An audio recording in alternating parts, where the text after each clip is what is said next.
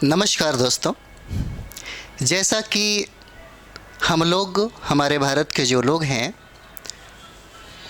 दीपावली जो मनाते हैं, इसके पीछे एक ही कारण है कि उसी दिन श्री रामचंद्र जी का अयोध्या के तरफ आगमन हुआ था। अयोध्या वो लौटे थे। इसी के खुशी में वहाँ की जनता दीप उत्सव मना करके उनका स्वागत किया था। लेकिन अगर हम लोग रामचरितमानस का अध्ययन करेंगे तो रामचरितमानस के अध्ययन करेंगे, आप सभी लोग अगर करेंगे तो पेज नंबर 8 पे जाकर के आप देखना, उस पे लिखा हुआ है कि अयोध्या में राम का जो आगमन हुआ वो बैसाखी के दिन हुआ।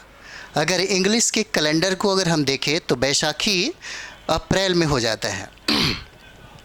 इसका मतलब ये हुआ कि श्री रामचंद्र का जो अयोध्या में उनका जो आगमन होता है, जब वो लौट के जाते हैं अयोध्या, तो उस समय आपका अप्रैल का होता है।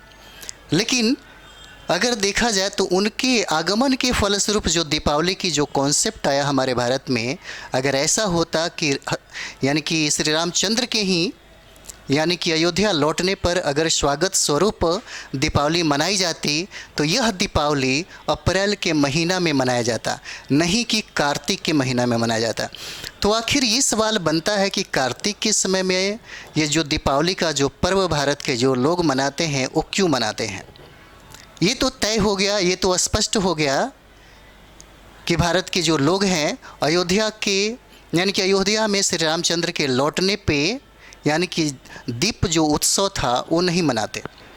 तो कार्तिक के समय में जो दीपोत्सव जो दीपावली के तौर पे हम लोग देखते हैं वो कब से मनाना शुरू किया गया।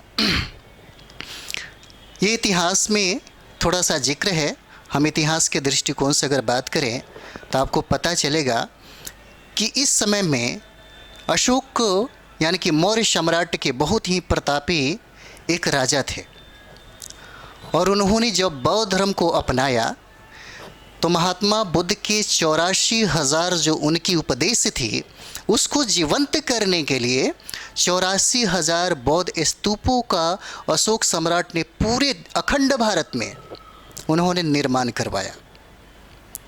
हर जगह पे उन्होंने अशोक सम्राट ने बौद्ध स्तूपों का बहुत ही खूबसूरत तरीके से उन्होंने निर्माण कराया।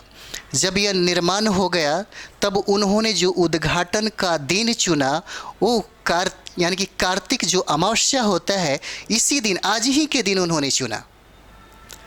और उन्होंने पूरी आवाम को, पूरी जनता को एक आदेश दिया था कि इसी दिन पुष्प यानी फूल मालाओं से और जहाँ जहाँ स्तूप है वहाँ पे यानी कि दीपक जला करके बुद्ध के जो 84,000 जो उपदेश थे उनको जीवंत किया जाए। और यहीं से यह परंपरा चली आई। और अधिकतर देखा जाए तो बौद्ध धर्म के जो भिक्षु थे वो भी मनाया करते थे। और ये जो ट्रेडिशनल हुआ, ये जो परंपरा हुआ, ये बौद्ध समझिए कि बौद्ध यानी कि अशोक सम्राट का जो उन्होंने बौद्ध स्तूप का जो निर्माण करके जो महात्मा बुद्ध के जो उपदेश थे उसको जीवंत करने की जो कोशिश थी, यही दीपोत्सव मनाने का एक समझिए कि पर्व के तौर पे देखा जाने लगा। देखिए, दीपोत्सव का मतलब होता है ज्ञान को प्रसारित करना। ये हो जाता है उनके अगर अर्थों में अगर देखा जाए तो। एक चीज़ और भी है, अगर हम लोग यहाँ पे बात करें तो ये देखेंगे कि अगर भारत में जितने भी लोग दीपावली मनाते हैं, इसका मतलब ये है कि एक समय में वो सारे के सारे जो लोग थे वो बौद्धिस्ट थे। सभी के लोग, जब भी हम भारत में जितने भी लोगों को आप देखते होंगे जो दीपावली में मतलब समझिए कि दिया जलाते हैं, दीपोत्सव मनाते हैं, वो सारे के सारे लोग क्या हैं, बौद्धिस्ट हैं।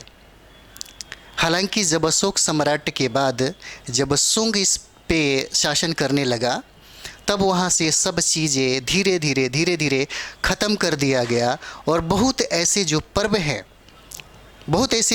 हैं अशोक सम्राट ने शुरू किया, बुद्ध के बौद्ध बौद्ध धर्मों में जो निहित थी वो शब का शब ट्रांसफ़र होकर के हिंदू धर्म में आ गया, जिसे हम लोग दीपावली के तौर पे या दीपावली पर्व के तौर पे हम लोग देखते हैं।